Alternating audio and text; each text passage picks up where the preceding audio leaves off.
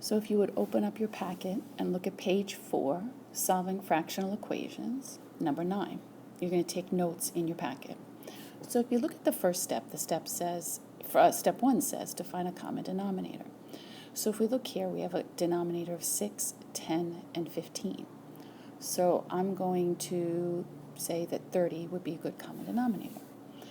So remember, what you're going to do is to find a common denominator. If I need that 6 to become 30, then what I'm going to do is I'm going to multiply that denominator by 5, which will give me 30 on the bottom.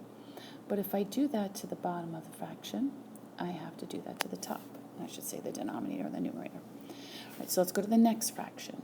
So in order to make 10 a 30, I'm going to have to multiply the denominator by a 3, which means what I do to the denominator, I should also do to the numerator. So I'm going to multiply that by 3 as well. And then the last fraction, I'm going to take that 15, and if I multiply by 2, I'll get 30. So then the numerator also needs to get, oops, sorry, the numerator also needs to get multiplied by a 2. Okay, so now let's look at step 2. Step 2 says to cross off the denominators. So when we have an equation, a fractional equation, which we have because we have an equal sign, and you can see now that all of your denominators are 30. So when that happens, then what we can do is we can cross off the denominators. So we're just going to go just like that. Okay?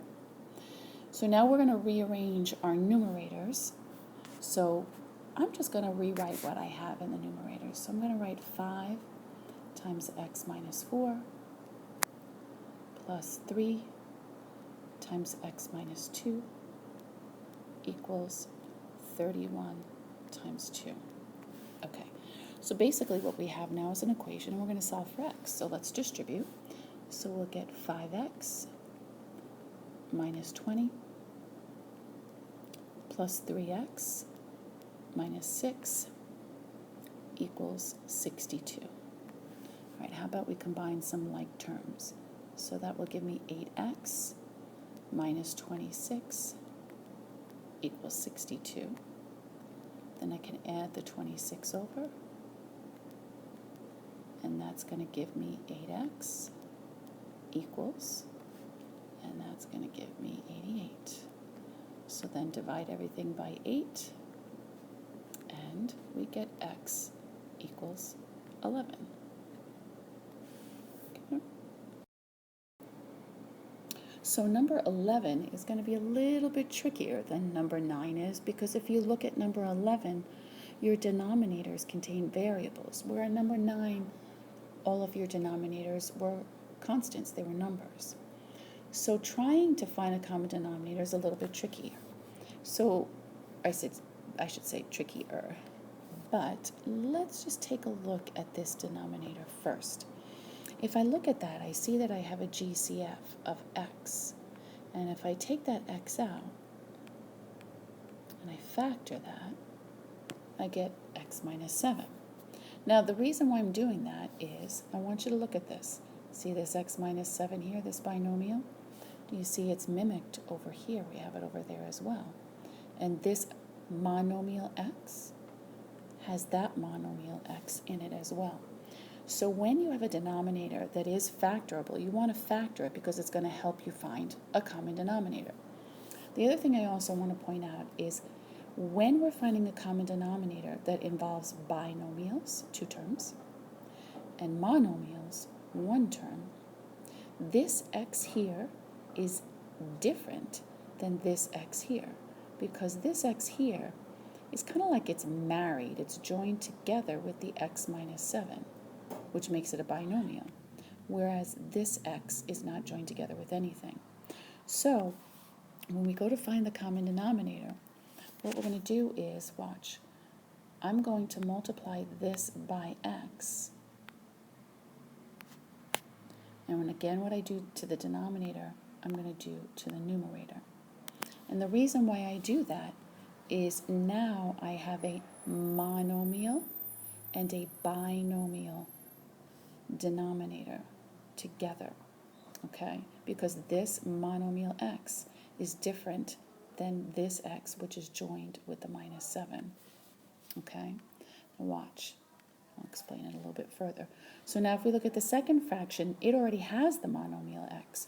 So what it's missing is the binomial x minus 7. Try to squeeze that in there, which means then this also gets x minus 7. Now, let's go back and let's look again. So I have a monomial times a binomial, and over here I have a monomial times a binomial. So these match each other. Now if we look down here, this is our denominator of the third fraction, because remember, we took this and we factored it. So I already have the common denominator in that third fraction.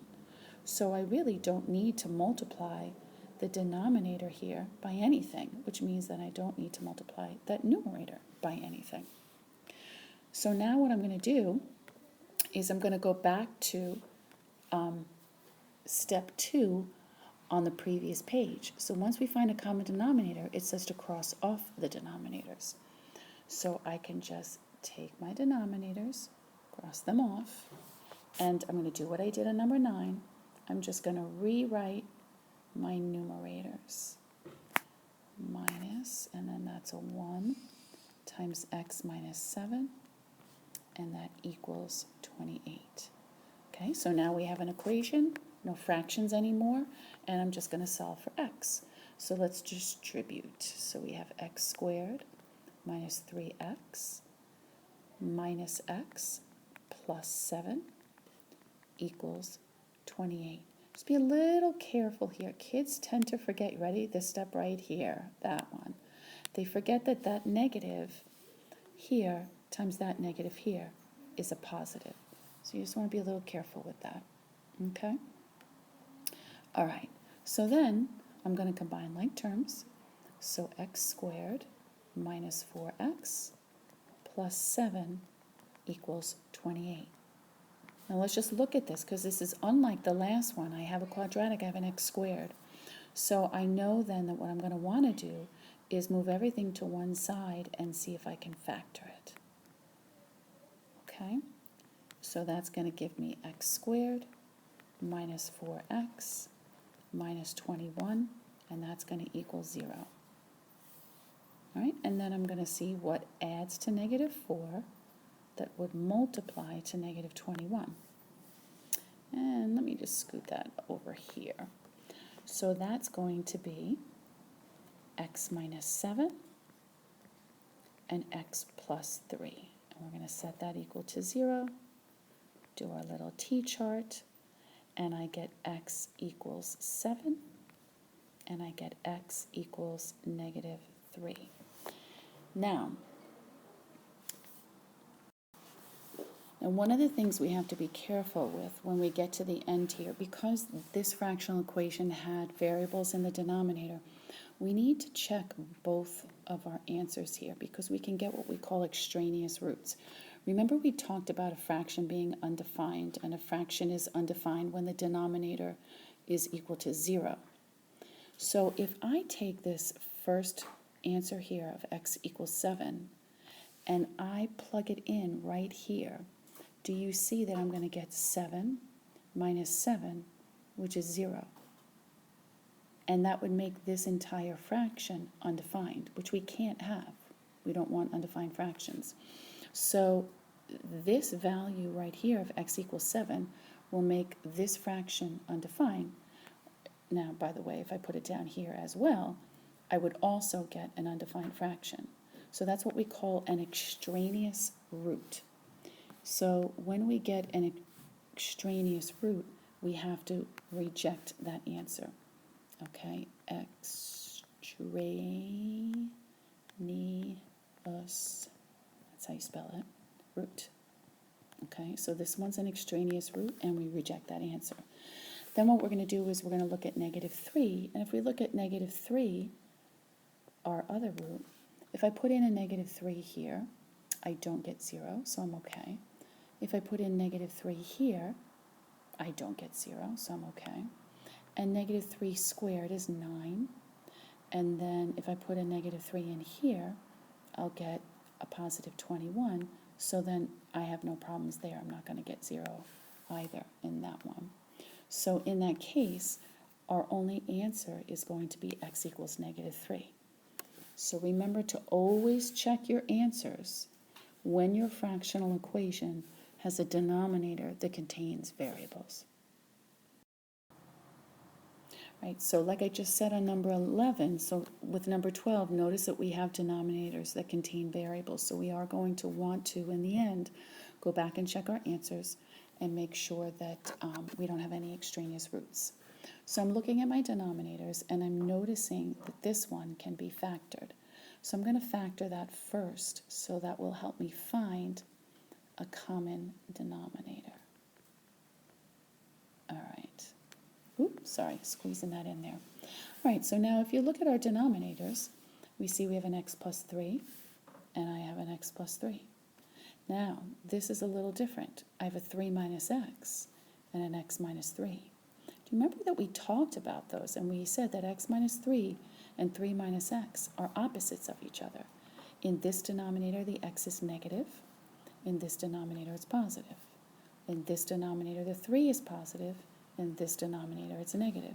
So they're opposites of each other. So if we want to make a common denominator in the easiest way possible, what we can do is, let me just switch this for you, we can turn this into x minus 3, which will match this denominator right here. But remember, if we're going to do that, we need to multiply by a negative 1. So what I'm going to do is I'm going to, and you can multiply the numerator or the denominator, it's just easier with the numerator, multiply by a negative 1. What I'm actually going to end up doing, because I find this to be easier, is see how I have 2 negatives here? Sometimes it's just easier to turn this negative into a plus sign. I like that better. All right, so anyway, so let's just go back to this.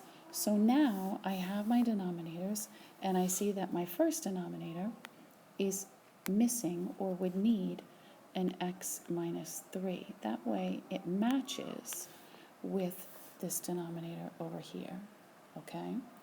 See, I have an x minus 3 and I have an x plus 3. This has an x minus 3 and this has an x plus 3. Okay, they're binomials, so when you're missing a binomial, you just multiply by that binomial, both in the numerator and the denominator.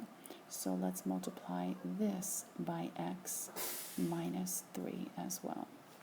Okay, so let's look at the second fraction. Well, the second fraction would need an x plus 3, right? Sorry, this is getting a little messy. So that means this one in the numerator, that 2, needs an x plus 3. Then if I look at the last fraction to the right of the equal sign, that's all good, so that doesn't need anything. So remember again, if you look above number 9 in your packet, the second step is to cross off all the denominators. And now what I'm going to do is I'm just going to rewrite my numerators over so it looks a little bit nicer. So I have 1 times the x minus 3. Okay, now remember, I really prefer to turn this into a plus. So I'm just going to write plus. So that negative 1 is going to kind of disappear because the negative times the negative is going to become a positive. So I'm going to have plus.